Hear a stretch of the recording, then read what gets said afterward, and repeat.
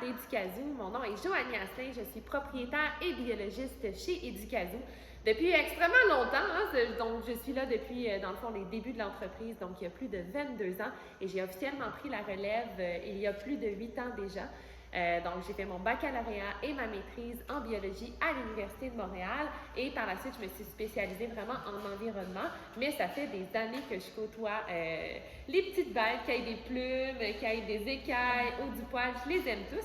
Et je suis en compagnie d'une vieille animatrice chez Éducazou, Émilie. Bonjour, je suis contente d'être là. Oui, fait qu'Émilie, toi aussi, tu as un beau background. Toi, plus au niveau de tes études, se sont centralisées plus en loisirs, dans le fond. Oui, tout à fait. Organisation d'événements, dans le fond, un bac de 3 ans qui m'a permis vraiment, en fait, de me familiariser avec le côté vraiment organisation, coordination. Et c'est pourquoi que j'ai été pendant 2 ans chef d'équipe, coordonnatrice responsable des ressources humaines chez Éducazou. Donc, j'ai pris soin de notre belle équipe d'animateurs. Et maintenant, tu fais partie de l'équipe Pilier et tu es formatrice également au sein de l'équipe. Donc, tu as vraiment fait un retour sur la route, dans tes corps, vraiment dans ta force. Oui, j'avoue que, bon, j'ai eu ces 2 ans-là très agréables, mais j'ai renoué là, dernièrement pour vraiment donner les formations des nouveaux animateurs, chef kiosque, tout ça, vraiment, pour coordonner nos événements, faire en sorte qu'on offre des beaux services plaisants avec nos beaux animaux. Oui, puis tu l'as dit, tu as fait partie de l'équipe de gestionnaire d'Éducazou. Oui. Et maintenant, tu fais partie d'une autre équipe de très importante qui sont les animateurs naturalistes piliers, hein, c'est-à-dire ceux qui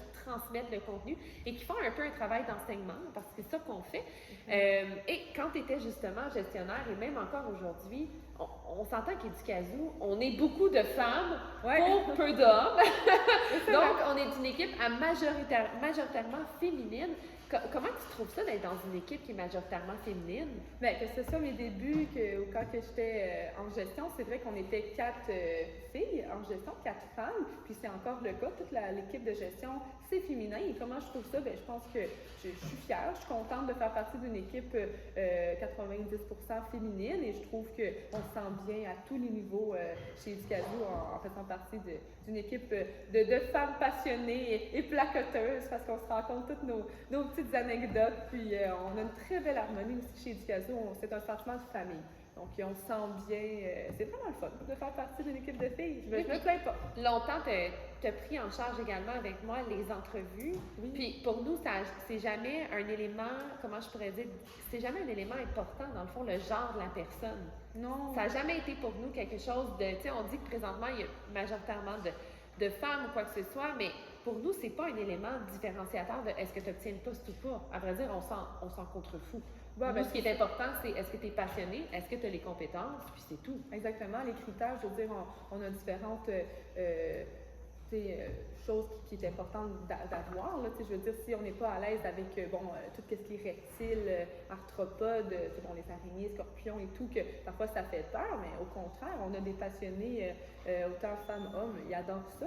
L'important, c'est vraiment ça. Donc, nous, dans nos critères de sélection, tout à fait, que ce soit homme ou femme, ça a juste été naturel, en fait, que, bon, la majorité sont féminins, là, on s'entend que, c'est ça, à peu près sur 40, on est peut-être 30 filles, là, fait que c'est ça l'a donné, c'était naturel, puis nous, peu importe, c'est pas ça qui influence le côté féminin, ça l'a juste à donner, ça fait vraiment partie de notre réalité, puis c'est pas du, tu sais, des fois, on dit, on est dans une équipe de filles, hein, il va y avoir du chichi, du parlage dans le dos, mais je trouve vraiment pas, c'est vraiment agréable. On est fiers de ça, à vrai dire, parce que pour nous, ça a toujours été tolérance zéro sur le parlage dans le dos, le bitchage ou quoi que ce soit. Pour nous, c'est vraiment important l'harmonie dans notre équipe. Puis je pense que c'est quelque chose qu'on a réussi à bien conserver avec le temps, malgré le fait qu'on grandit l'équipe. Donc, des fois, qui dit, hein, ils ont grandi l'équipe, on rajoute plus de personnes, mais ça peut apporter plus de chichi, mais nous, on est vraiment fiers de dire ici qu'il n'y en a pas de chichi ou que s'il y en a, on ne le tolère pas parce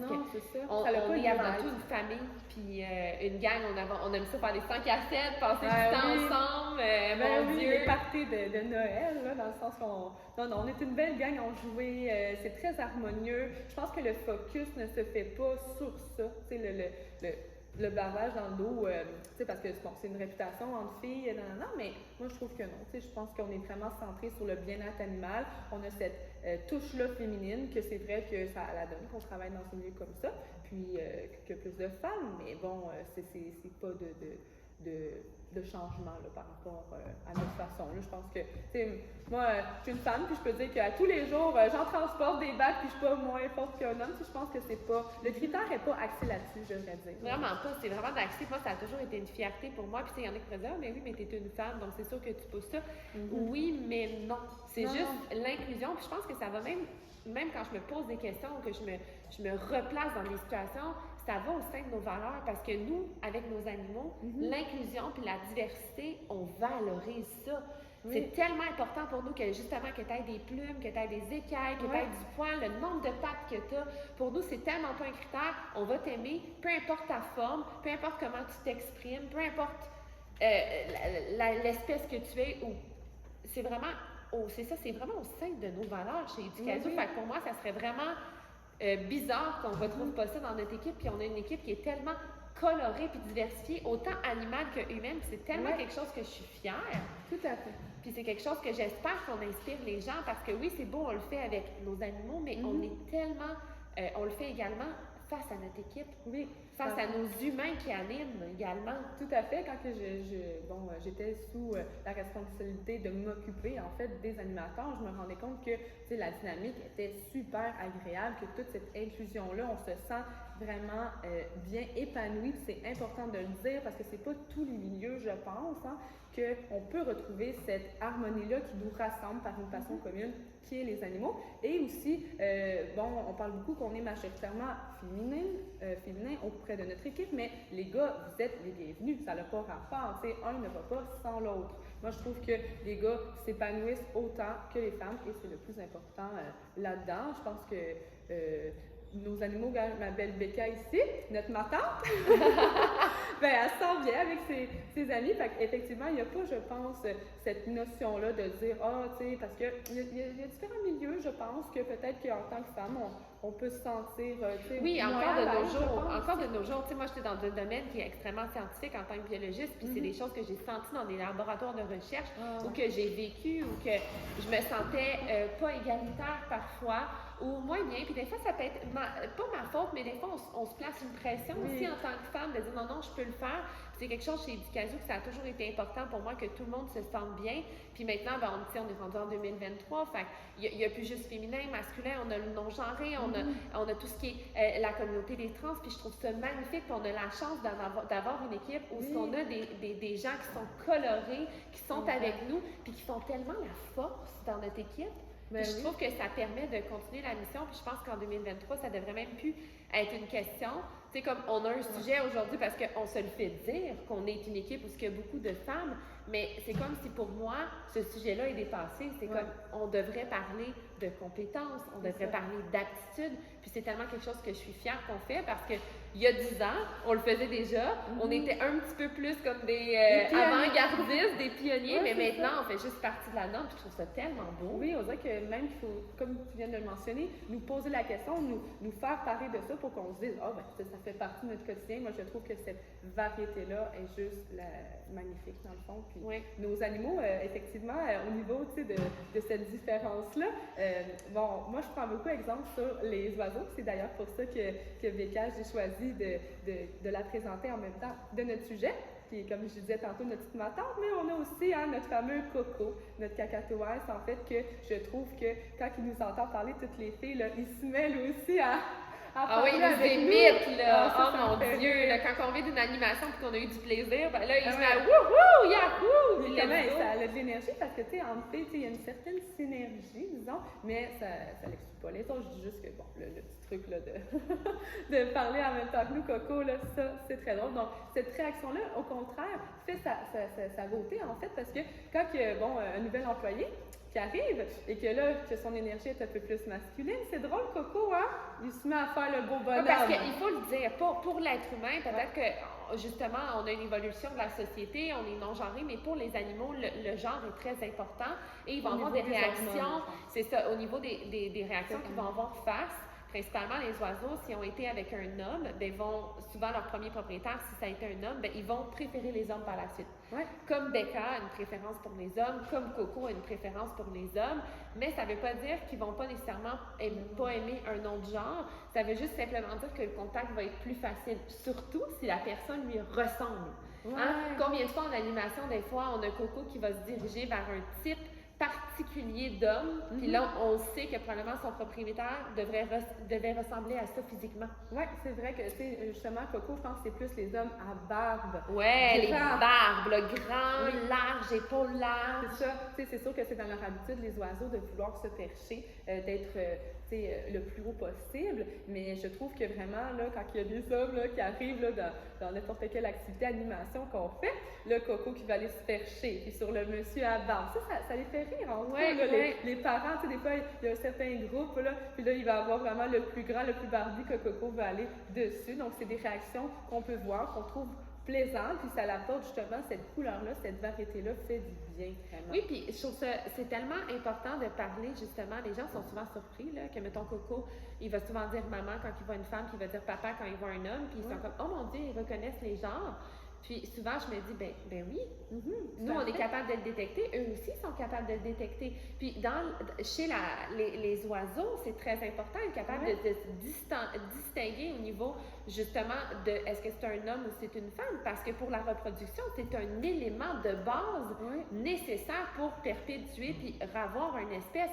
Et les oiseaux apportent une grande importance à ça. Il y a d'autres espèces que chez qui, exemple, on prend les lézards ou les serpents, le genre va être très, très peu important, plus indifférent. Mais chez les oiseaux, c'est quelque chose qu'on remarque beaucoup. Là. Ils ont clairement des préférences. Ben oui, puis rendu là, c'est juste simple. C'est dans leur nature, comme on vient de le mentionner. C'est pour leur sécurité. Ils s'identifient. C'est sûr qu'on va toujours avoir une partie de sécurité, de réconfort, que ce soit l'énergie masculine ou féminine. Je pense que l'important, c'est l'épanouissement. Ça leur ramène à leurs parents, dans le fond. Oui, la naissance puis le développement, c'est important pour l'animal. Donc, notre Becca, par exemple, quand ta tante était venue lui donner un coup de main en entretien, il y avait Becca, et c'est drôle, elle ressemble à ta tante, puis là, elle s'est mise sur son épaule, puis elle passait le balai. Oui, puis autant que Becca a une préférence. Elle est épanouie, là.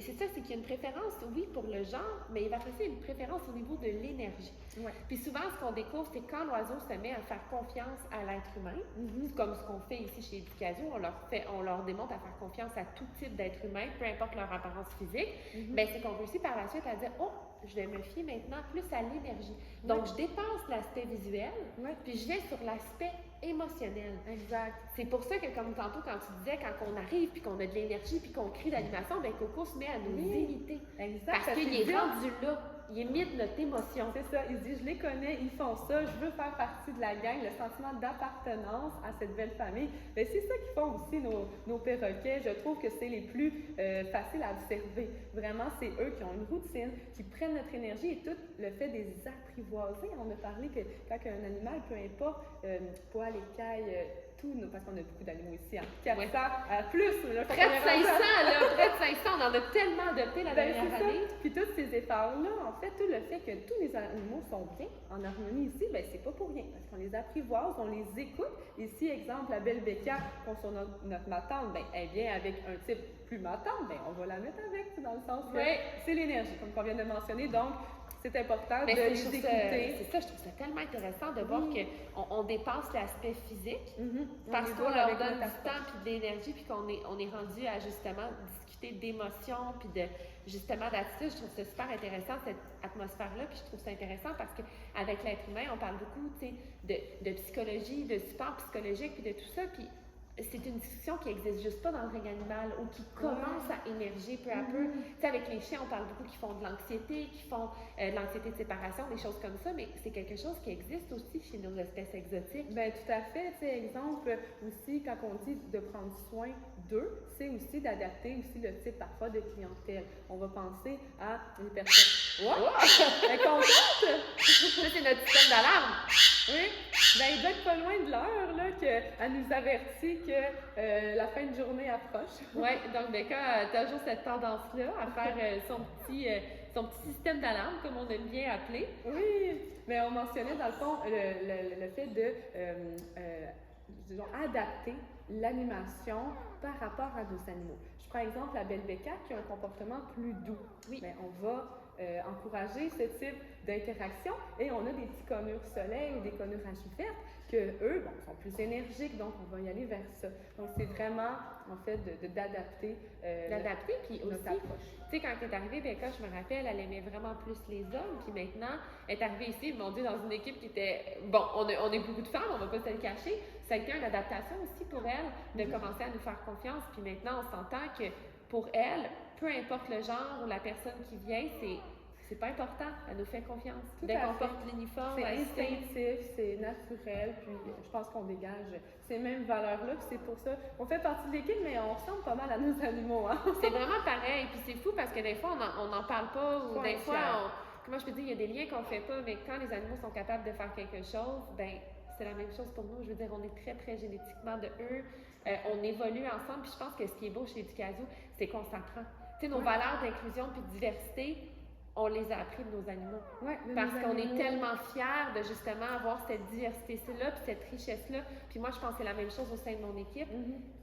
C'est ça même pas, on n'est pas dans la discussion du genre, on n'est pas dans la discussion d'orientation, on n'est pas là, on est dans l'inclusion, la diversité, puis c'est beau, puis je pense que c'est quelque chose qu'on met de l'avant chez Ducasou, puis c'est quelque chose que je vais tout le temps vouloir qu'on maintienne parce que je trouve que c'est notre plus belle force. Mais oui, c'est important de le dire, puis je veux dire, bon, on le dit, mais on se le fait dire aussi. Tu sais, les animateurs, ils viennent nous dire, on se sent bien, on a le goût de venir, de s'investir, donc vraiment, on a plein de bonté là-dedans, puis je pense que c'est tout à l'honneur de Ducasou, puis moi, je suis fière d'avoir aussi une patronne, hein, Patronne, je déteste ce mot, je viens de dire collègue.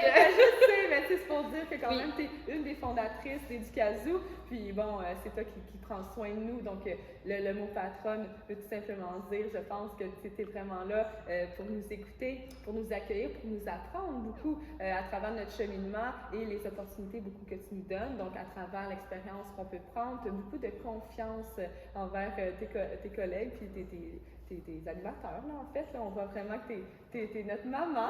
Mais moi, c'est tellement important, puis c'est quelque chose que je suis tellement fière parce que je pense qu'en tant qu'entrepreneur, on a une responsabilité aussi. Puis c'est quelque chose que je suis fière de dire, oh oui, on est coloré puis tout, mais il faut que ça se soit intégré au sein de nos valeurs et que ce soit appliqué. Oui. Parce qu'il y a beaucoup de gens qui disent, oh mon Dieu, moi je suis pour telle chose, mais que ça s'identifie pas par des gestes concrets au sein de l'entreprise ou au sein de la gestion. Puis je pense qu'ici, justement, toutes les actions que l'on pose sont bien fondées, puis je trouve ça le fun maintenant d'avoir une équipe qui va avec moi dans ce sens-là. Puis c'est quelque chose que je pense qu'il faut toujours se rappeler. Puis oui, c'est beau, on a un pas d'avant, mais il faut toujours le conserver. Puis il faut toujours aussi se remettre en question puis s'améliorer. Donc, c'est pas pour rien qu'on a gagné les 25 entrepreneurs qui changent le monde cette année. C'est justement parce que on a cette ouverture-là d'esprit chez Ducasou. Mais moi, je continue de le dire, cette ouverture-là, je l'ai à cause des animaux. Ouais. C'est eux qui nous l'enseignent ici. Puis je pense que c'est ça qui est bien de notre mission, c'est que c'est eux qui nous ramènent tout le temps aux bonnes valeurs. Oui, de se rendre compte que, gars, il n'y a pas de discrimination, il y a vraiment du partage. Tu sais, voir nos perroquets toutes se promener malgré leur couleur, leur grandeur, leur forme. Ah, tu le sais, à chaque fois qu'on accueille un perroquet, des fois, on est comme, oh mon Dieu, ils vont s'associer entre autres, mais entre eux parce qu'ils se ressemblent zéro. Ben non, puis on se dit, bon, ben c'est ça la vie, c'est ça qui est beau. C'est ça qui est beau. C'est vraiment le fun de voir ça. Moi, à chaque fois qu'on arrive ici dans nos journées, on les voit, là, tous leurs petits comportements. Le Becca qui est un peu plus solitaire, puis le petit skater, le connour soleil, viens-t'en. Puis il y a vraiment une dynamique qui est intéressante, j'avoue, qui nous représente. Qui nous représente bien. C'est vraiment ça. Tu sais, des fois, il faut vraiment se poser sur la question pour réaliser que c'est tout à fait ça, cette couleur-là, cette Becca qui me fixe en ce moment. Ben oui, avec sa pupille, hein, notre belle perruche Alexandre. Mais merci tellement, Émilie, pour cette belle discussion honnête, sincère, authentique. Pour vrai, c'est des sujets que parfois on n'aborde pas assez, je pense. On parle beaucoup de tout ce qui est négatif, mais on ne parle pas des exemples qu'on a. Fait qu'on espère pouvoir inspirer avec cet épisode-là, justement, les entreprises ou les entrepreneurs ou même les gens à ouvrir cette discussion-là qui est importante à avoir. Fait que je te remercie. Oui, c'était super intéressant. Bien, tout est égal, c'est vraiment merveilleux. Oui, dans le fond, je pense que ce qui est important de retenir, c'est qu'on en sort toutes plus fort. Tout à fait. C'est vraiment ça. Fait que je vous remercie à vous de votre temps. N'hésitez pas à commenter en commentaire si vous avez des questions. N'hésitez pas à vous abonner également. C'est la plus belle façon de nous aider. Puis on se dit à un prochain épisode.